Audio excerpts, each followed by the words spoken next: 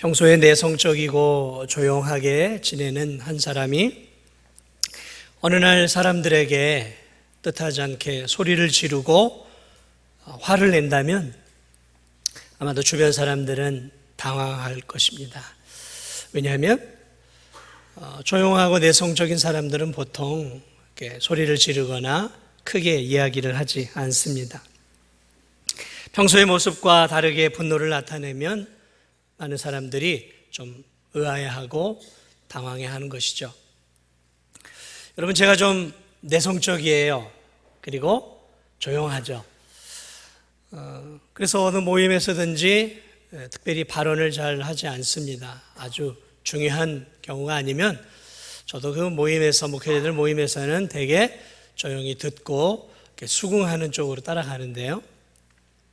자주 모이는 어느 한 목회자 모임에서 좀 불합리한 것들이 계속 진행이 되어지더라고요. 그래서 어느 날 제가 손을 들고 발언을 요청을 했어요. 이 불합리한 것들을 이제 이야기를 하다 보니까 좀 감정이 제가 좀 격해졌던 것 같아요. 소리가 커지기 시작하고 그 불합리한 것들에 대해서 논리적으로 강하게 이야기를 하니까 평소에 저의 모습이 아니었어요. 좀 화를 내는 듯한 좀 격한 모습이 좀 보였던 것 같아요. 그랬더니 그 주변에 있던 목회자들의 눈이 동그래지더라고요. 저 김병만 목사 저런 사람 아닌데? 그러면서 좀 긴장하고 의아해한 눈초리로 저를 바라보더라고요. 그래서 제가 속으로 그랬어요. 저 목회자들이 나를 참 모르는구나. 내가 한 성깔 좀 하는데 나를 좀 모르는구나. 그런 경험을 했던 적이 있습니다. 여러분, 우리 예수님은 어떤 분이십니까? 예수님은 참 온유하신 분이에요. 겸손하신 분입니다. 예수님은 참 긍휼이 많으신 분이에요. 그분에게 어느 누가 찾아와도 그것이 세리이든 창기이든 그것이 욕을 먹는 나쁜 도둑이라 할지라도 예수님은 그들을 향해 따뜻하게 맞아주시고 그들의 필요를 채워주시고 귀신을 내어 쫓아주시고 병을 고쳐주시고 또 배고파하는 그들을 위해서 또 먹을 양식을 풍성하게 허락해 주시는 참 은혜롭고 자비로우신 하나님이시란 말이죠. 그런데 오늘 이 성경은, 오늘 이 본문은 우리가 알고 있는, 우리가 생각하는 그러한 예수님하고는 전혀 다른 예수님의 모습을 이 본문이 우리에게 보여주고 있습니다. 이 본문은 좀 당황스러운 본문이에요. 왜냐하면 우리 예수 그리스도께서 첫 번째 그의 공생의 첫 번째 유월절을 맞이해서 예루살렘 성전에 가셨어요. 이게 지금 일어난 일이 성전 바로 바깥에 마당이죠. 이게 지금 이제 성전이라고 하면 이 마당에서 일어난 일들이에요. 근데 이 마당 안에서 지금 예수님이 무엇을 했냐면 그 마당에서 많은 그 제사를 드릴 소나 양이나 염소를 팔고 있었고 환전상들이 있었단 말이죠. 자, 그런데 예수님이 성전 안으로, 성전 마당으로 가셔서 하셨던 일이 뭐냐면 이 노끈으로 채찍을 만들어 가지고 이 소와 양들을 이렇게 때리셨던 것 같아요. 워 하고 이렇게 좀 때려 가지고 성전 바깥으로 다 내어 쫓으시고 또 비둘기 파는 그러한 사람들이 비둘기 갖고 가라고, 그리고 환전상들의 돈통을 이렇게 엎으시고 상을 이렇게 엎으시는 굉장히 좀 당황스럽고 충격스러운 혁명적인 일들을 예수 그리스도께서 성전 안에서, 성전 마당 뜰에서 행하시고 있는 내용들이에요. 감히 있을 수 없는 일이죠. 있을 수 없는 일이 지금 성전 뜰 안에서 일어났던 것이죠. 아마 일반 사람이 그렇게 했다면 당장 체포돼서 감옥에 들어갔을 거예요. 그런데 하나님의 아들이 행하시는 이 사건을 하나님께서 그대로 허용하셔서 아무런 일도 일어나지 않았지만 어쨌든 이 일은 굉장히 충격적이고 당시로서는 상상할 수 없는, 오늘날로 표현한다면 살아있는 권력을 향해서 지금 칼을 들이민 것과 마찬가지인 것이죠. 있을 수 없는 일을 예수님이 행하셨다라는 것이죠. 분노를 바라셨다는 것이죠. 그래서 오늘 저는 여러분들과 함께 도대체 왜 예수님은 이렇게 분노하셨을까? 그 분노한 이유는 무엇이었을까? 그 분노한 첫 번째 이유를 오늘 이 본문을 통해서 우리는 보게 되어집니다. 예수님이 분노했던 이유는 당시 종교 지도자들의 영적 타락과 세속화 때문이었어요. 세속화. 제사장들은 성전에서 하나님을 섬기는 영적 제사장들이었습니다. 그들은 하나님 앞에서 백성들의 바른 제사, 바른 예배를 드릴 수 있도록 인도하는 그러한 사람들이었습니다. 당시 제사장들은 백성들에게 무한 신뢰를 받는, 또 무한 존경을 받는 사람들이었어요. 왜냐하면 영적으로 백성들의 신앙을 이끌어주는 그러한 지도자였습니다. 근데 문제는 이 제사장 그룹이 지금 예수님 당시에 놀랍게도 하나님에 대한 존경과 사랑이 이만큼도 없었어요. 하나님이 지금 상징적으로 거하는 이 성전에서 그 성전에 대한 존중과 존경이 요만큼도 없었다는 것이죠. 당시 제사장들은 놀랍게도 하나님보다 돈을 훨씬 더 사랑했었고, 하나님께 대해 진심을 다해 제사 드리는 것보다 자신들의 명예나 권력이나 부를 얻는 데에 온갖 관심을 기울이고 있었다는 것이죠. 그것을 어떻게 알 수 있는가? 오늘 이 성전, 바로 이 마당 뜰 안에서 일어나는 일들 때문이었어요. 이때가 지금 6월절이었단 말이죠. 6월절은 이스라엘의 3대 절기로 굉장히 중요한 절기였어요. 그래서 이 유대인들, 남성 유대인들은 이 절기가 되면은 이 성전에 와서 예배를 드리고 제사를 드렸는데, 절기를 지켰는데, 이 절기를 지키기 위해서 오늘날로 말하면 예를 들어 이 진도가 여기가 성전이 있는 곳이라고 하면 저 강원도에서도, 먼데 지방에서도, 서울에서, 경기에서도 제사를 드리기 왔을 뿐만 아니라 저 미국에 있는 그러한, 또 유럽에 있는, 일본에 있는, 중국에 있는 디아스포라라고 불리는 이러한 유대인들이 이 명절이 되어지면은 이 예루살렘으로 와서 제사를 드렸어요. 왜냐하면 그게 법이었단 말이죠. 자, 그러다 보니까 그들 가운데 이제 많은 사람들이 제사를 드려야 된단 말이죠. 그 멀리서 제물을 갖고 올 수 없었기 때문에 이제 그 제물을 어디에서 팔았냐면 성전 뜰에서 팔았어요. 원래는 성전 뜰에서 팔면 안 됐어요. 그 전에는 예루살렘 저 바깥쪽에서 했는데 어느 날부터인가 이제 이 성전 뜰에서 그러한 짐승들을 팔기 시작했던 거예요. 자, 그러므로 그러한 제물을 드리는 그러한 그 물건을 파는, 그러니까 이제 소와 양과 염소를 파는 사람들이 어디로 들어오게 되었냐면 성전 뜰 안까지 이제 들어오게 된 것이죠. 그래서 그 멀리서 온 사람들은 성전 뜰에서 이제 흥정을 하고 소나 양이나 염소를 사야 됐단 말이죠. 그것만이 아니라 거기에는 또한 환전상들도 있었어요. 환전상들. 이 6월절 당시에는 또 무엇을 했냐면 이스라엘 남자들은 1년에 한 차례 반세겔이라고 하는 성전세를 냈어요. 성전세를. 그래서 이 성전세를 냈는데 아무 돈이나 받지 않았어요.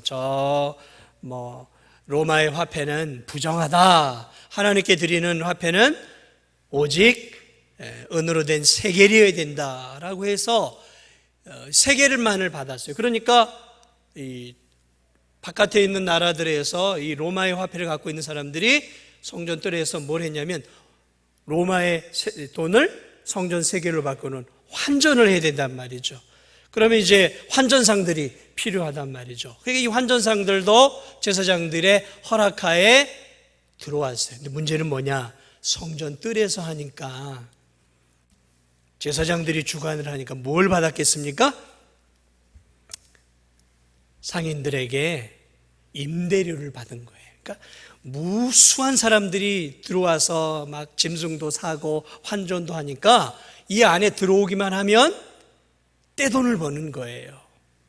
자, 그러니까 이 안에 들어오려면 많은 세금이 아니라 무엇이죠? 그러한 임대료를 누구에게 냈냐면 제사장들에게 줬단 말이죠. 그러니까 이 제사장들은 이 성전뜰 안에 환전상과 또 짐승을 파는 사람들을 들어오게 함으로 아주 막대한 이권을 취하는, 다시 말하면 부자들이 다 된 거예요. 부자들이. 그러니까 자연스럽게 부를 얻으니까 그 권력이 하늘을 치솟았던 것이죠. 자, 이러한 이 조직적인 것들이 이 성전 안에서, 성전 바깥에서 일어나고 있었단 말이죠. 그것을 누가 묵인했을까요? 제사장들이 있으니까 주변에 있는 레위인들이나 또는 랍비들, 그리고 서기관들, 그리고 우리가 알고 있는 바리새인들, 이러한 사람들 모두가 여기에 연루가 되어 있었어요. 그러니까 그것이 잘못인 것을 알았지만 다들 침묵하고 있었던 것이죠. 어느 누구도 불의와 부정에 대해서 말하지 못했어요. 백성들조차도. 왜요? 힘이 없었으니까. 그러니까 이 성전뜰은 이런 절기만 되면 도태기 시장이 되어지는 거예요. 물건을 팔기 위해서 소와 양들의 울음소리가 난리가 나는 것이죠. 그러니까 이 제사를 드리는 곳이 이곳이라면 바깥에서는 시장판이 되어진 것이죠. 시장판. 그러므로 성전뜰은 제사를 드리기 전에 사실은 조용한 곳이 되어 있어야 되는 곳이었습니다. 하지만 돈의 눈먼 제사장들로 인해서 경건하고 거룩해야 할 성전뜰은 그야말로 시장터가 되어져 버린 것이죠. 제사장들이 존경하고 신뢰했던 대상은 살아계신 하나님이 아니었어요. 그들이 존경하고 신뢰했던 대상은 돈이었습니다. 제사장들이 사랑했던 대상은 자신들을 구원해 주시는 하나님이 아니라 자신들에게 명예와 권력을 가져다 주는 돈이었어요. 그들은 탐욕에 깊이 물들어 있었고 돈에 눈멀어 있었고, 또 제사장들을 중심으로 그 하부층에 있는 그러한 서기관들과 그리고 바리새인들 모두가 함께 연루되어서 예수님 당시에 영적인 지도자들은 이미 영적으로 눈이 멀어 있었어요. 하나님을 볼 수 있는 눈이 없었다라는 것이죠. 예수님이 와도 예수님을 알아보질 못했고, 그들이 그토록 기다렸던 메시아가 왔음에도 메시아를 알아볼 영적 시력이 없었어요. 왜냐하면 돈에 눈멀어 있었거든요. 권력에 눈멀어 있었거든요. 탐욕과 탐심이 그들의 마음에 가득 차 있었기 때문에 영적인 예수 그리스도를 바라볼 수 없었고, 또한 제사 또한 형식적이었고, 그리고 제사장들의 무리들 모두가 눈먼 소경들이었던 것이죠. 그러므로 오늘 예수 그리스도께서 이렇게 분노하신 첫 번째 이유는 바로 이 제사장 그룹에 대한 분노였어요. 성도들을, 하나님의 백성들을 하나님께로 연결시켜 줘야 될 이 제사장들이 온통 세상 사랑과 물질 사랑으로 가득 차서 소경이 지금 소경을 인도하고 있는 안타까운 상황 속에 예수 그리스도께서 그들을 향해 분노를 발하셨던 거예요. 저는 이 본문을 바라보며 저 자신을 잠시 생각해 봤습니다. 성도들을 바르게 이끌어야 되는 목회자의 마음이 깨끗해야 하고 목회자의 생각이 거룩해야 하는데, 나도 세상 사랑으로, 물질로, 또 세상의 것들로 물들어 있는 것은 아닌가. 다시 한번 예수님이 채찍질 하셨던 첫 번째 그룹인 제사장들과 영적 지도자들, 오늘날 참 영적 지도자들이 참 바르게 서야 되지 않겠는가. 다시 한번 저는 이 본문을 바라보며 그러한 생각을 해보았습니다. 오늘 예수님이 두 번째로 분노하셨던 이유가 있어요. 첫 번째는 영적 제사장들을 향한 분노였다면, 두 번째로는 성전의 타락과 세속화 때문이었습니다. 탐욕으로 물든 이 제사장들과 영적 지도자들로 인해서 하나님을 만나고 하나님께 경건하게 기도해야 하는 이 성전은 시장터가 되어버렸어요. 슈퍼마켓, 큰 대형 마트가 되어버린 거죠.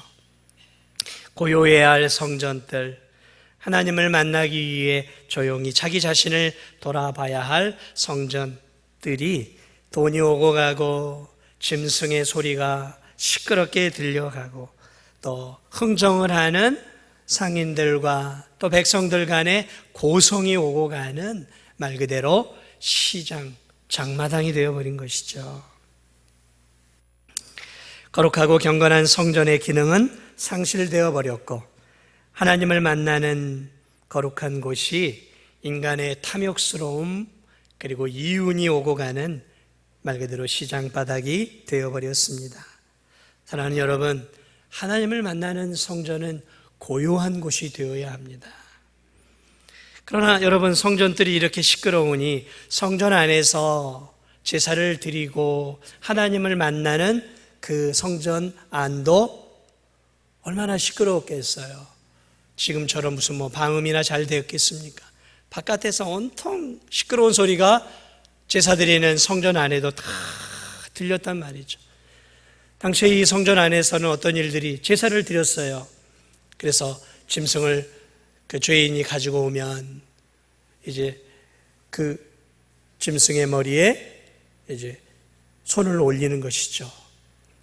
하나님, 내 죄가 이 짐승에게 다 전가가 되어집니다.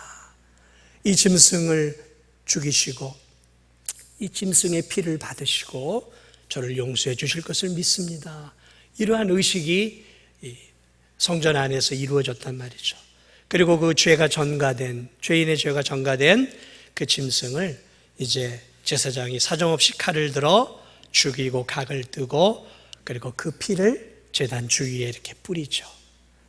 그러면서 그 의식을 통해서 그 죄인의 죄가 용서가 되어지고 하나님께서 앞으로 오실 메시아를 통해 내 죄를 용서해 줄 것이라는 그런 깊고 깊은 의식이 은혜 가운데 진행이 되어져야 되는데 바깥이 온통 시끄러운 소리 막 얼마나 시끄러웠겠어요.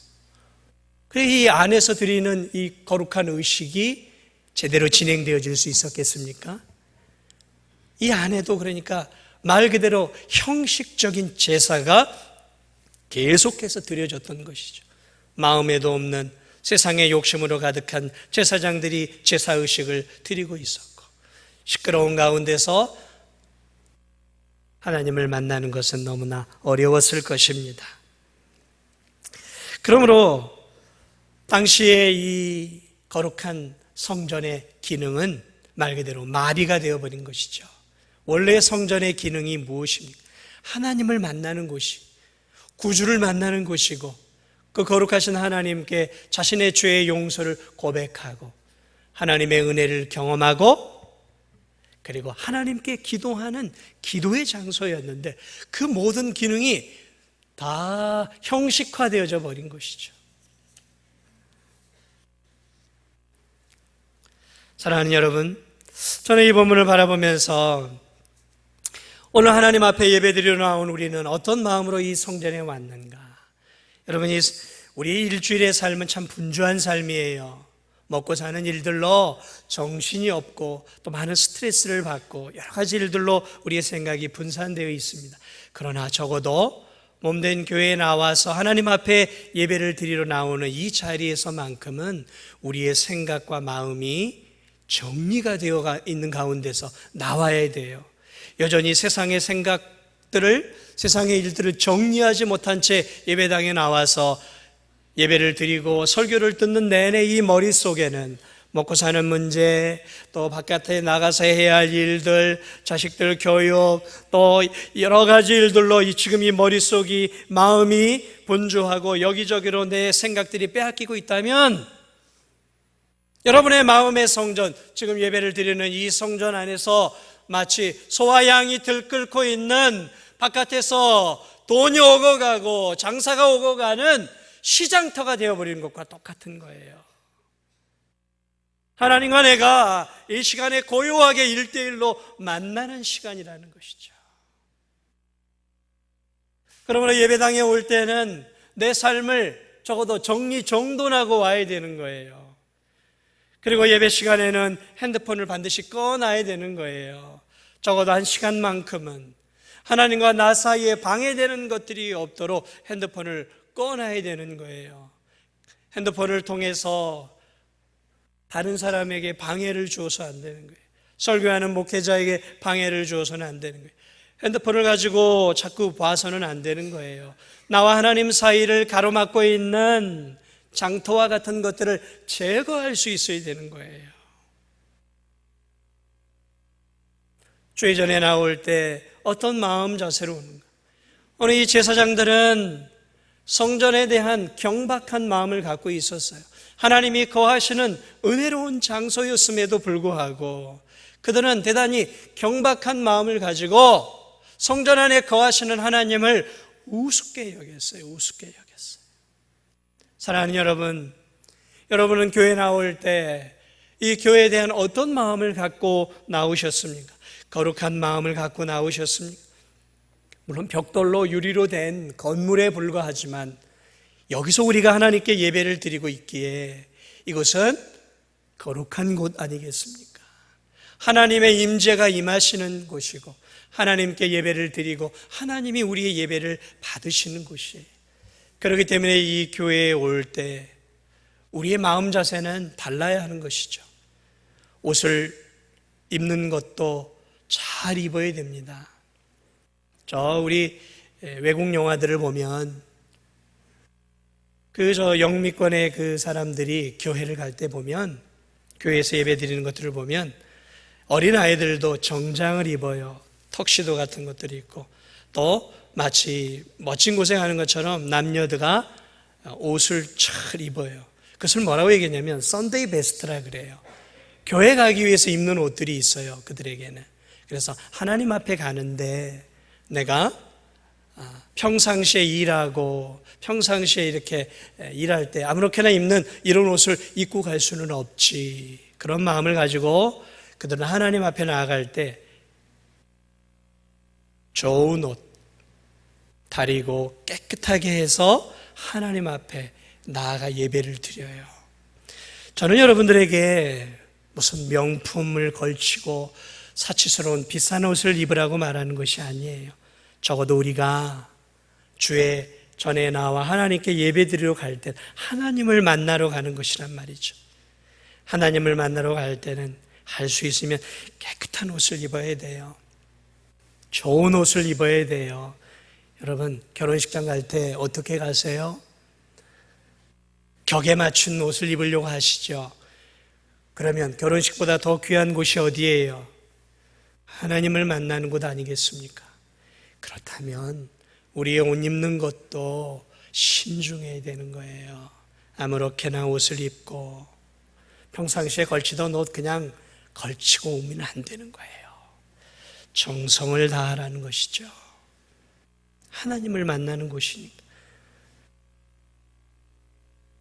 헌금을 드릴 때도 마찬가지예요. 헌금을 드릴 때도 미리 집에서 잘 생각하고 준비해서 교회에서 드리는 것이죠.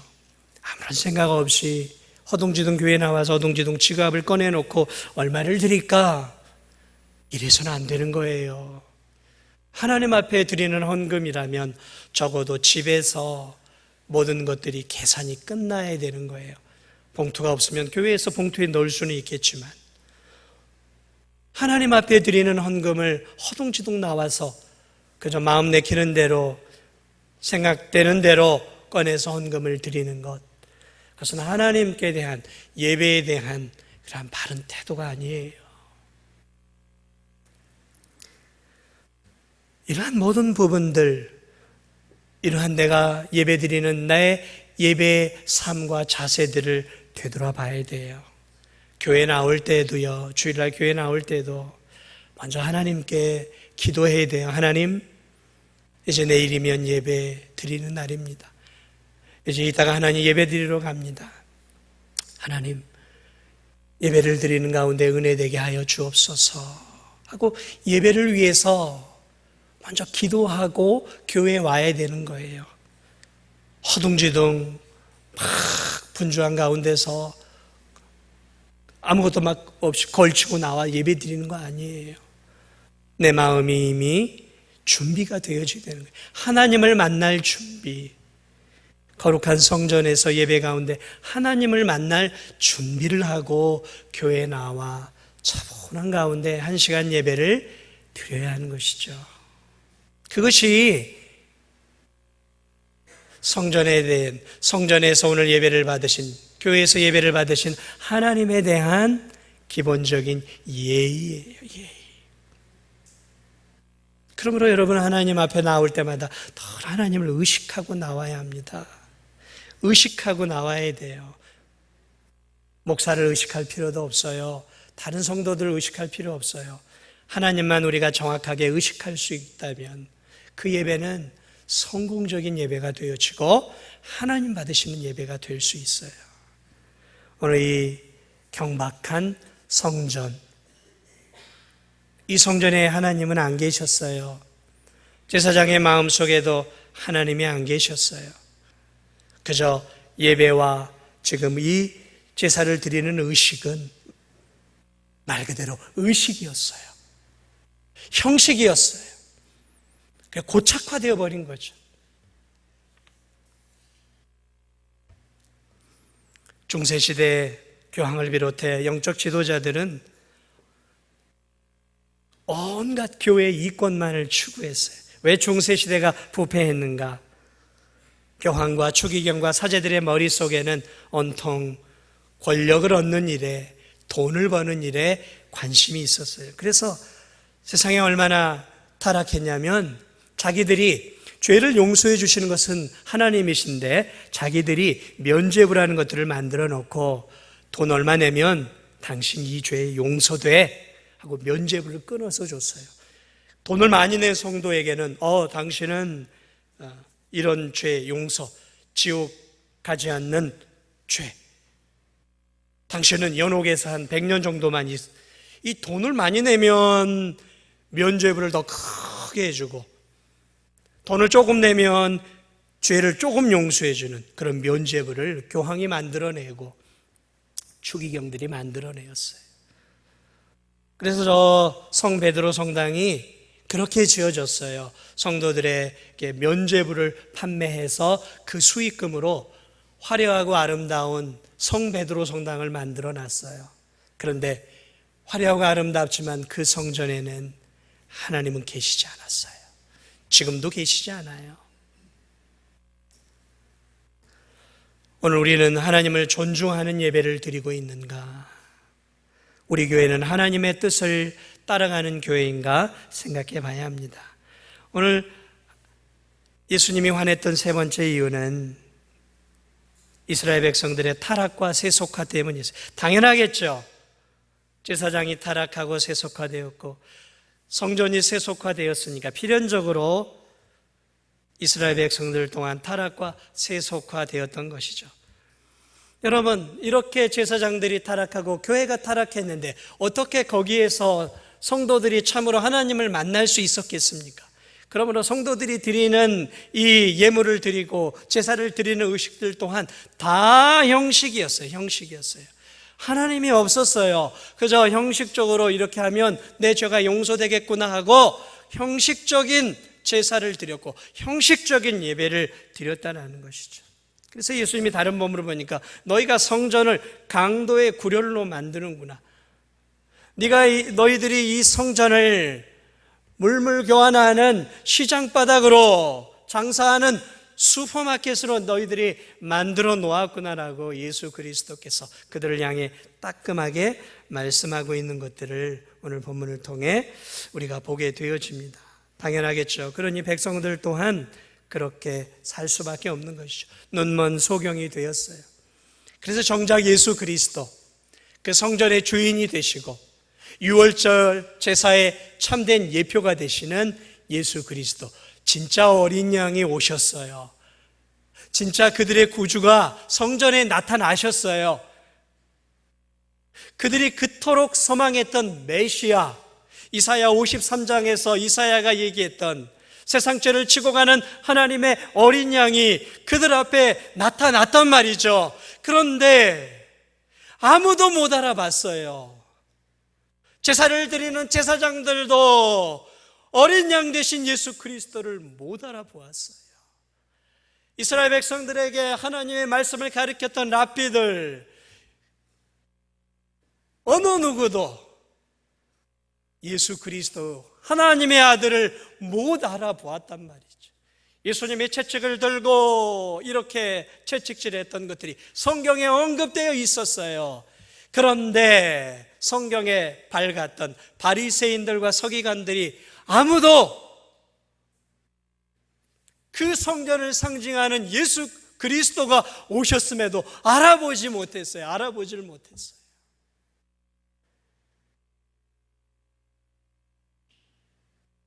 제사장들도 랍비들도 유대인들의 마음 속에 하나님이 안 계셨던 거예요. 제사는 드리고 있었는데 그들의 마음 속에는 하나님이 없었어요. 놀랍지 않으세요? 하나님께 예배를 드리면서 하나님이 없었어요. 유월절을 대표하는 것이 무엇입니까? 어린 양이고 그 어린 양은 예수 그리스도거든요. 그런데 그들의 마음 속엔 구주가 없었어요.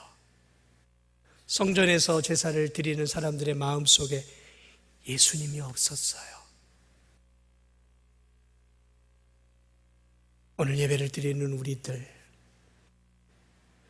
말씀을 묵상하며 설교하는 내 마음 속에 정말 예수님이 구주로 있는가? 오늘 예배를 드리러 온 성도들, 우리 성도들의 마음 속에는 지금 예수님이 있을까? 아니면 온통 세상의 탐욕과 욕망과 욕심으로 가득 차 있지는 않을까? 그래서 예수 그리스도는 그 마음의 중심이 아니라 주변부에 몰려 있지는 않는 것일까?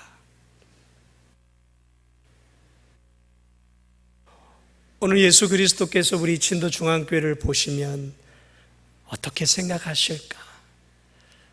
예수 그리스도께서 말씀을 전하고 있는 저를 바라보시면 혹 채찍을 드시지는 않을까? 예배를 드리고 있는 여러분들을 향해서 왜 너희들의 마음속에 내가 없고 물질이, 탐욕이, 세상 사랑이, 권력이 왜 이렇게 너희들 마음속에 너무 가득해 있느냐라고 사랑스럽게 우리를 질책하시지는 않을지. 오늘 이 본문은 우리에게 많은 부분들을 시사해 주고 있습니다. 사랑하는 여러분, 사무엘서 보면 그런 말씀이 있어요. 나를 존중히 여기는 자를 내가 존중히 여기고 나를 멸시하는 자를 내가 경멸하리라. 엘리의 아들들이 제사장으로서 엉망으로 성전에서 제사를 드렸어요. 그래서 하나님이 그 아비된 엘리에게 이렇게 얘기했어요. 나를 존중히 여기는 자를 내가 존중히 여기고, 다시 말하면 나에게 멸시를 안겨주는 예배를 드리는 자를 내가 경멸할 것이다. 오늘 이 세상은 너무 세속화되어 있습니다. 그런데 이 세속화를 부추기고 있는 것이 누구냐면 그리스도인들이에요. 세상 사람은 그렇게 살지만 예수님은 우리에게 너희는 세상의 빛과 소금이다 그랬어요. 그런데 우리가 빛과 소금의 역할을 못하니까 나라가 더 엉망이 되어가고 세상이 더 어두워져 가고 죄악으로 지금 넘쳐나고 있어요. 우리의 문제죠. 종교개혁자 존 칼빈은 이렇게 얘기했어요. 개혁된 교회는 계속해서 개혁되어야 한다. 다시 말하면 그리스도의 피로 거듭난 성도는 끊임없이 하나님의 말씀으로 거듭나야 한다. 계속해서 개혁해야 한다라는 것이죠. 우리가 더러운 집을 바라보면 주부들이 자꾸 구석구석 청소를 하죠.